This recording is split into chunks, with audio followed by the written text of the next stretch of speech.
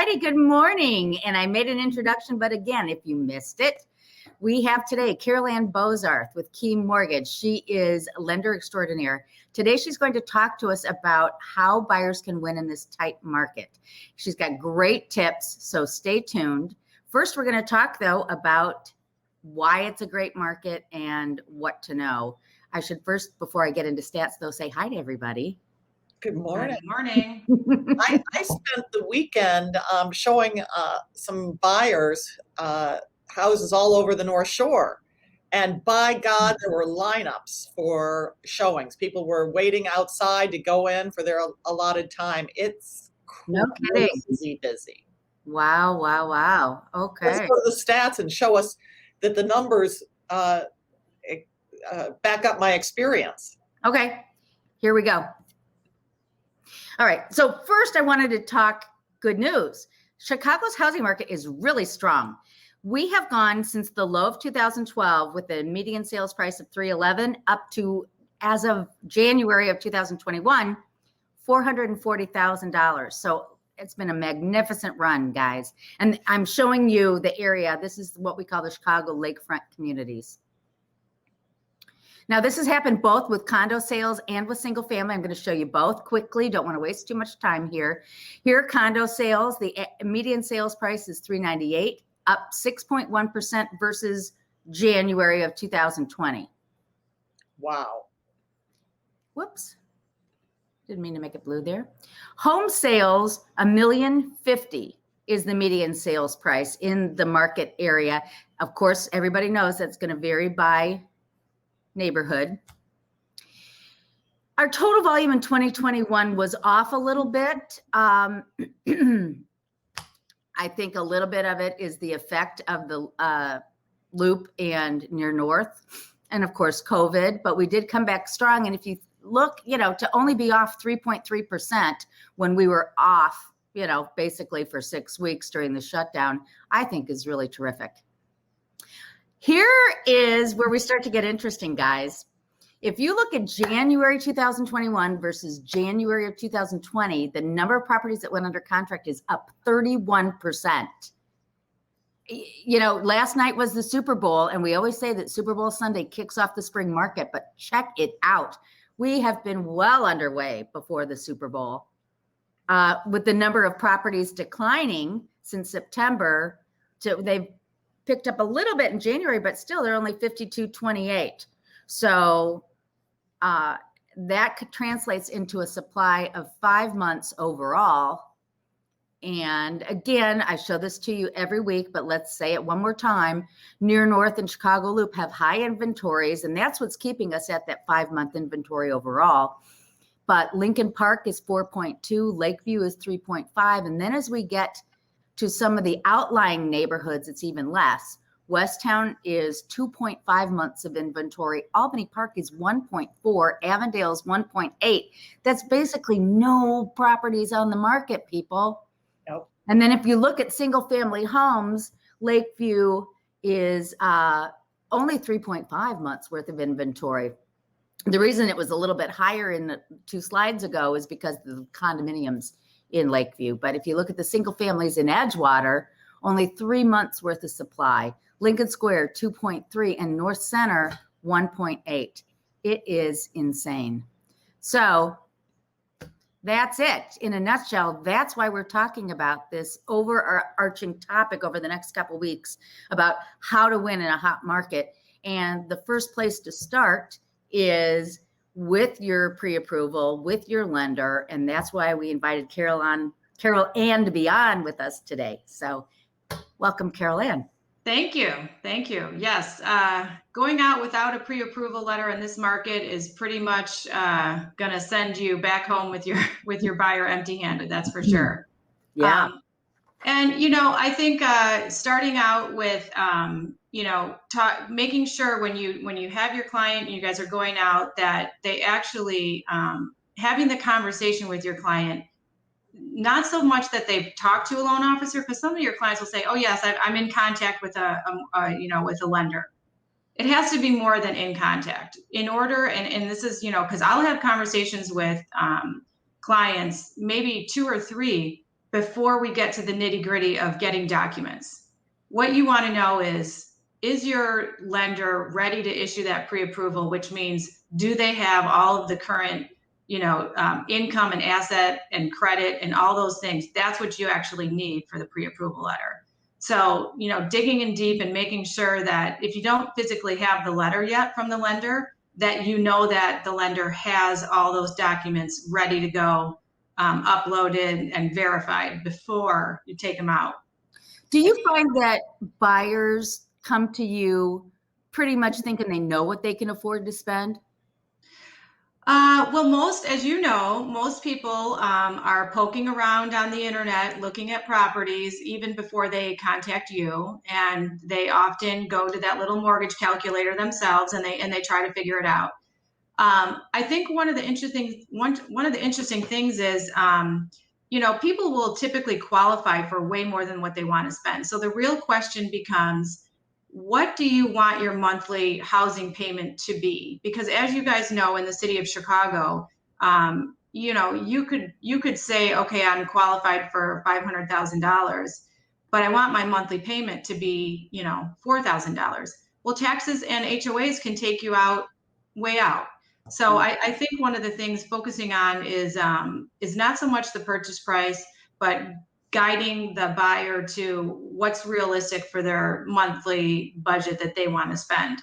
And then really what I do is I put together a number for them so that they know exactly how much they can spend in taxes and exactly how much they can spend for the HOAs, so that they can, put that piece together. So they can move it around and come up with different types of properties. Yeah. Right. They can move it around. Exactly. It's like a puzzle. So They can put the three pieces together, because that's really what matters for them, at the end of the day, how much they want their monthly payment to be. But in this market, one of the things about your pre-approval letters is looking at the logo. The logo matters in this market. Okay. The listing agent's got 4 letters in front of them, and, having Baird Warner agents out there, you guys have an advantage. You have an in-house lender, which in this market is seen as an advantage. We have access to our underwriters, our processing, the whole, we have the ability to ask for short closings, which, that might win the deal right there. I mean, your seller might want to be out in 30 days. So here's the system, Carol Ann, right now. Mm-hmm. If I'm writing an offer right now, and I know it's going to be a multiple offer, of course, as the agent, I'm going to ask the other agent, what is your seller's preferred closing date? Because if I can give that seller everything they want, I'm more likely to have my buyer win the deal. Right. What are you telling your people in terms of number of days to close right now? Well, I mean, of course, we don't want everybody asking for 30 days, right? So, but this is where having a relationship with your lender is a huge advantage, because you can call me on Saturday night at 8:00 when you're in this tough spot, and I can basically find out from my operations department at that time, yes, we can do a 30-day close.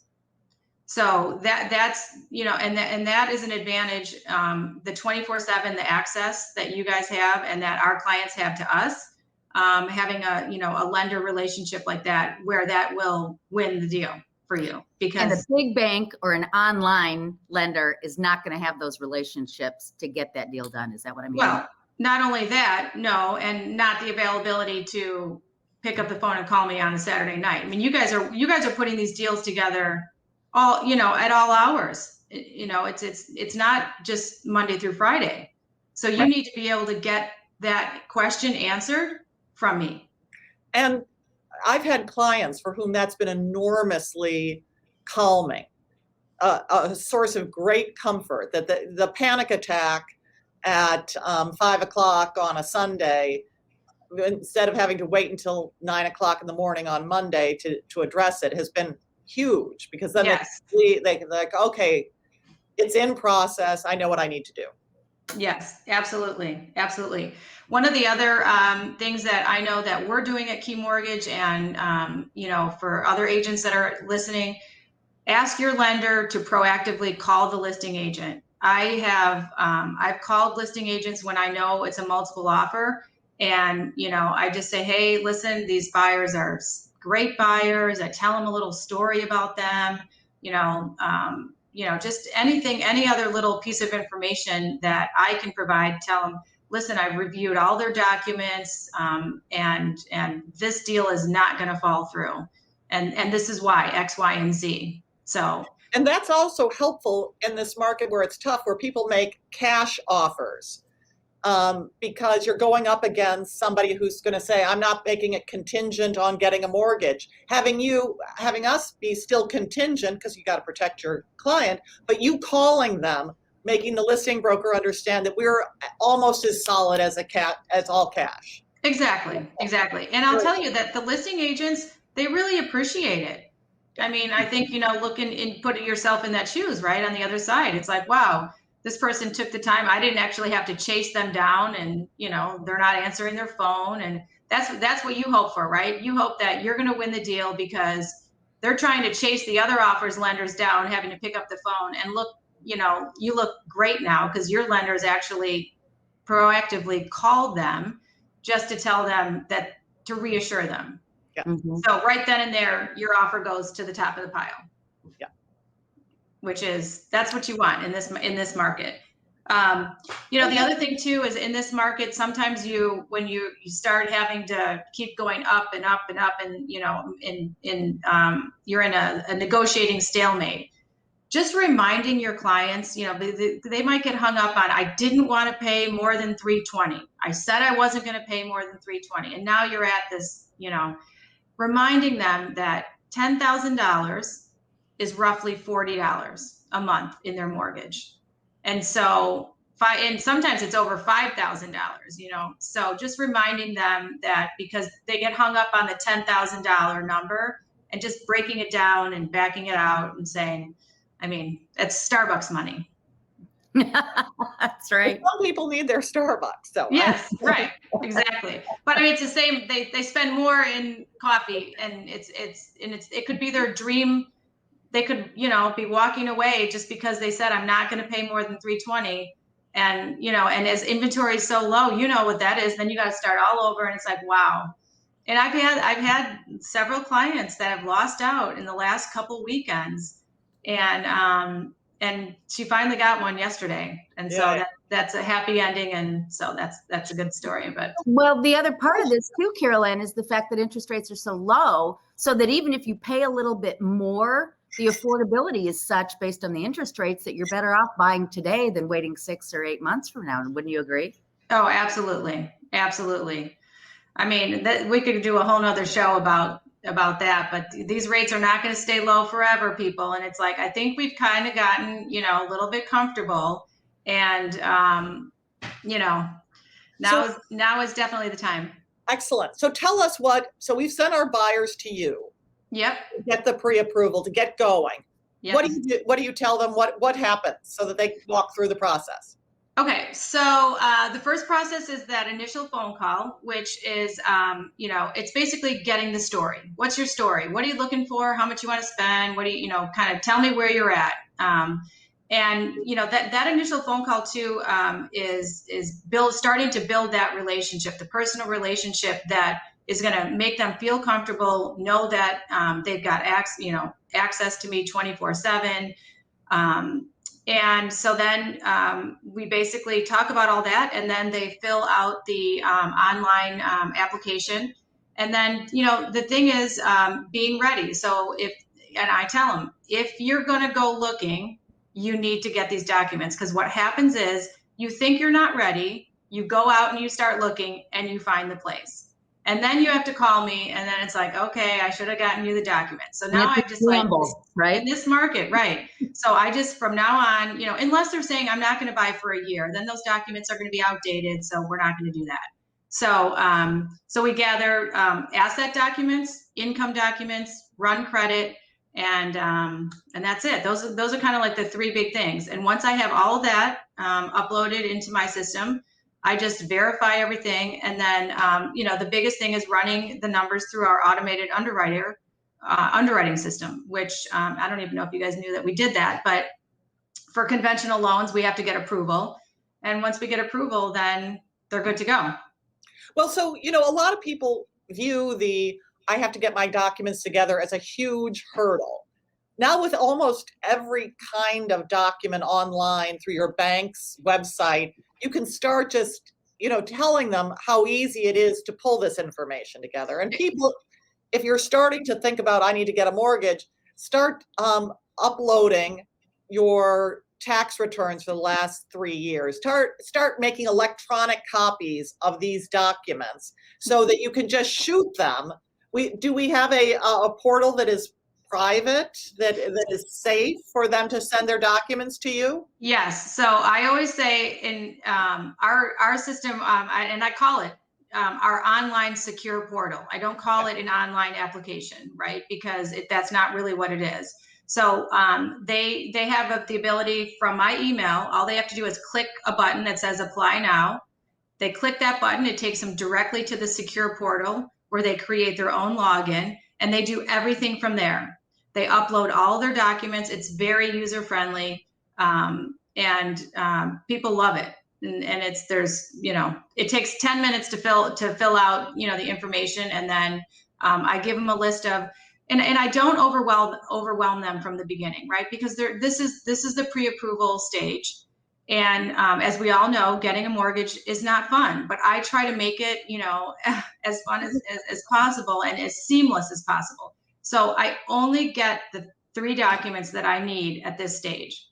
And then I warn them, okay, there's more coming. This is not the end of it, but just get me 2 recent pay stubs, 2 recent bank statements, your W-2 and 1-year tax return for right now.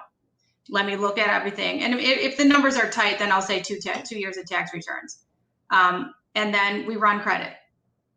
And then it doesn't seem as overwhelming. And for down the road, there will be more documents. So to the people who are watching and who are thinking about applying for a mortgage, start getting that documentation that Caroline just talked about ready. And by ready, I mean uploaded stored on your computer or stored in a secure cloud place that you store it, so that you can get this information to Caroline or to your mortgage lender of choice, so you can start the process now. It's not terrifying to get the pre-approval. Right. And actually our system, we even have something that's great in our system. They can actually link their bank accounts. So they don't even have to upload bank statements, which a lot of people love that. So that's great. It's one less document that they have to upload. They just have to put in and it doesn't matter. It can be a Fidelity account, any kind of asset documentation. Can be verified just by putting in their account number, and it's very secure. We've never had any issues, and people do love that. Well, that's great. So how far in advance do you recommend people speak with you or have a lending consultation with you prior to starting to look for property? So rule of thumb is it's never too early. If they're talking to you, they should be talking to me. The sooner the better.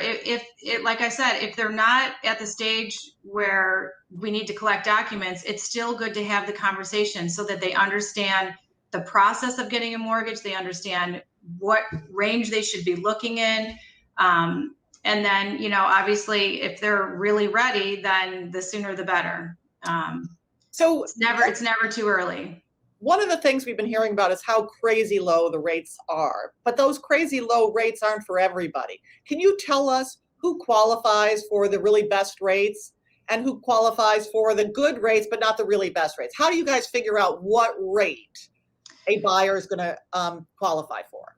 So rate is driven mostly by credit score. And so anybody above 740 is going to be in the top tier of credit. So it's not like if you have 800 or 810 or, 740 and above is going to be your top tier credit. And that's an interesting, so credit can be, one of the things about credit is that a lot of people don't understand how to improve their credit. And so before we do a hard run on credit, what we always do is we do what's called a soft pull. So it's not like a hard hit on their credit, and we can kind of see where they're at. And if there's any question that they think that their credit might not be, where it needs to be, then this is a great way to then counsel them on how to improve their credit. And sometimes it's an easy fix of their credit card balances are too high to their limit. And so they could just pay those down, if they have the ability to do that. But I think that the education is invaluable, because they could be paying down one credit card, then paying off another credit card, and that's not necessary. Utilization, they need to have their credit cards at about 30% utilization to have the best credit rating. So it doesn't make sense to pay off one credit card and have the other credit card at its limit. That's not, their credit's still going to be lower. So getting people in and having that's why having that conversation, we talk about credit. Where's your credit? What's going on with your credit? Most people these days, they're watching their credit. You get it on your statements. So people typically know, but what they don't know is how to improve it. And that's where getting them to have, and this is another thing that I was talking with Ann about.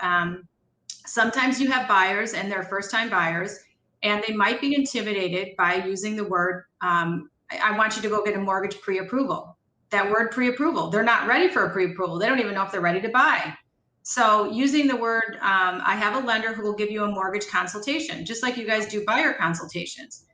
And that just seems a little bit less intimidating to them. And I've had several pre-approvals the last few weeks with renters who are like, well, I don't know, I've been thinking about buying. And sure enough, after we get done talking, they're very well qualified and they're absolutely ready to buy.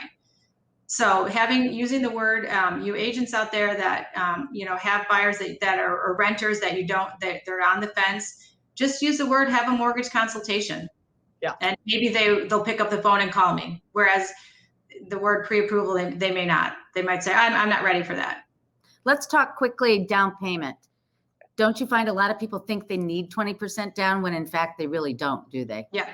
Yeah. And especially in times like this, with rates as low as they are, if you sit on the sideline trying to gather your 20%, you're going to miss the low rates. The PMI does not last forever, but the interest rate will. So PMI here's the right. And so, and in first time buyers, they can put as little as 3% down. And in this market at this time, I just think I am talking to all of my clients that are calling me, asking me that, like, well, should I wait? No, absolutely not. Now is the time. You're so lucky to be able to be buying at this time. That's what I tell them. But here's also a thing, and this is something for people who are buying a very competitive and a property that's got a ton of buyers. The more you can put down, the more attractive you're going to be to that listing agent and recommending. If all things are equal, somebody with a conventional mortgage versus somebody with a 97% mortgage, it's just going to be different. I will view, or I will counsel my sellers that if everything else is equal, the conventional mortgage is going to be much more of a sure thing than the 97% mortgage. Well, Kyle, right. I hear what you're saying, and that's definitely true in a multiple offer situation, but not every situation is a multiple offer. And our guidance is to these renters is don't sit on the sidelines just because you think you can't buy, because there are options out there for you. And remember, the 97% down is conventional still. It's not. It's still a conventional loan. It's not an FHA. Now you can get a conventional loan with 97. But yes, it is only. There's really no. I mean, there's really no difference. I mean, it's good. Yeah, absolutely. Well, and that's part of your conversation with the listing agent proactively, is you talk about how qualified they are, even if it might be a lower down payment, right? Right. I mean, it could be. Somebody coming out of law school who's got a great job, they're making great income. They've just been in law school and they haven't had the opportunity to save. But, or they need to redo their place. And so get the mortgage for buying it because the money is so cheap, and then use that money that you would otherwise have used for the down payment to redo the kitchen. Well, and that's absolutely, I mean, I even have people doing refinances, taking money out, equity out, because it's so cheap and investing it in other avenues. So yes, that's absolutely true. And I think that's where a phone call can really come into play. Excellent, excellent, excellent, excellent. Yeah. So, what are, sometimes buyers are surprised by costs. So tell us a bit about some of the costs of getting a mortgage. Yes, so that's true a lot. Just buying in general, right? Because it's the funny thing is that the fees that come along with purchasing a property, they're really not, the majority of them are not the lender fees. The majority of them are title. But I typically say to people, plan on between $5,000 and $7,000 for closing costs. That's just a good rough number. The lender fees are typically, $1,200. That's what, for the lender. This is for key mortgage. But there's title fees depending on if they are in the city of Chicago. Of course, there's the transfer tax fees, which everybody loves. And then there's the escrow and the homeowner's insurance, the prepaids that they have to pay up front. Those are kind of the four things. And then the attorney. And so all of the closing costs, with the exception of the inspection, are included, at the end. Because a lot of people are like, oh, well, do I have to pay my attorney separate? Do I have to do this separate? No, it all comes in at the end. But it's typically between $5,000 and $7,000, and that's covering the lender fees, the title fees, the prepaids, and then the taxes. Yeah. Excellent. So let's say you get the mortgage, you win the contract, you're the buyer. Everybody's happy. Everybody's happy. In the 45 days, 30 to 45 days between inking the deal and closing, what should a borrower not do? Oh, that's such a great question, and wish everybody followed this advice.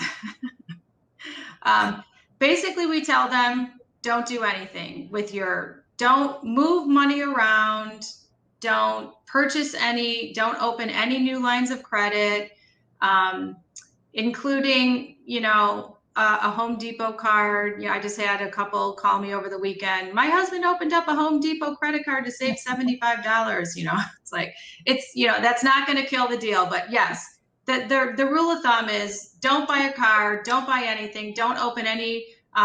What we get a lot is, can we open up a credit card at the furniture store? Because everybody wants to start furnishing their house before they move in, right? Because furniture takes forever. The day after. That's a big one. So no, they cannot do that. Do all of this the day after closing. Yes, exactly. And the other thing too is, moving money around.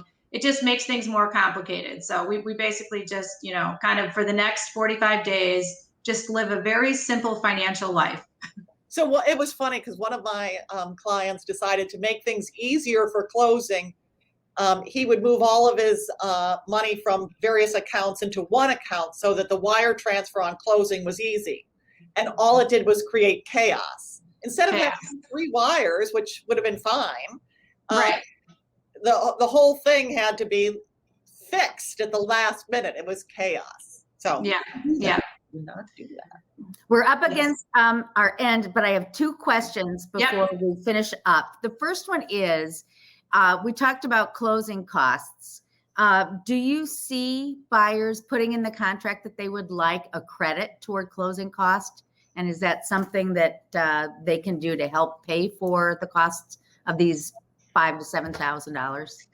Well, they can. I think in this market, we're not seeing it as much because they're just, they feel like that they might be at a disadvantage. But for people who don't have the down payment maybe in an area that it's not as hot of a market, yes, that's a great way for them to help cover the closing costs, is to have the seller pay some of the closing costs, for sure.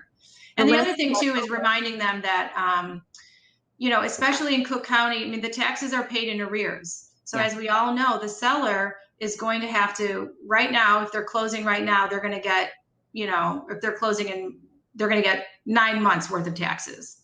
And so that 9 months worth of taxes is a credit on their statement at closing. Is a credit on their balance, they're on their closing, right. So that $5,000 to $7,000 sometimes gets wiped out. So, right. But we obviously have to tell them it's still there. Yeah, exactly. You're going to have to pay the piper. Right.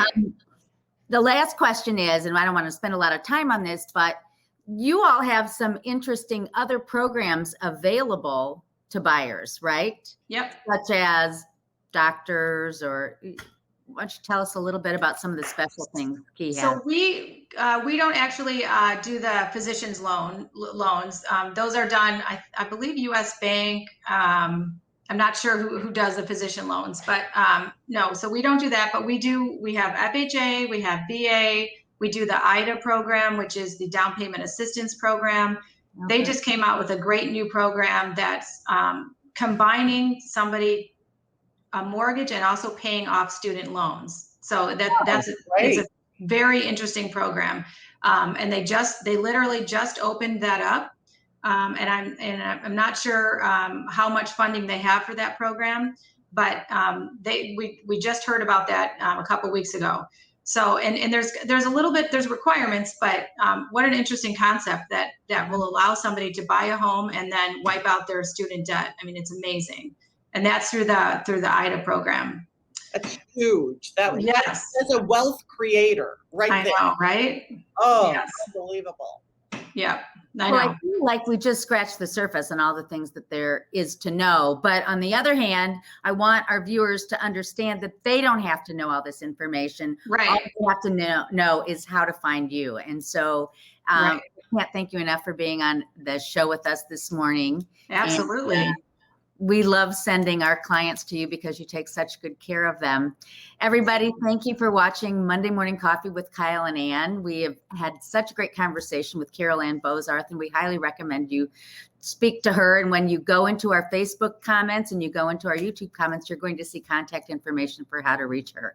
So any other comments, guys, before we say goodbye till next week? Stay warm. Have a great week, everyone. It's snowing outside. Yeah. Yes. All right. Run the water in your faucets. Take care. That's right. All right. Have a great week. Bye. All right. Thank you.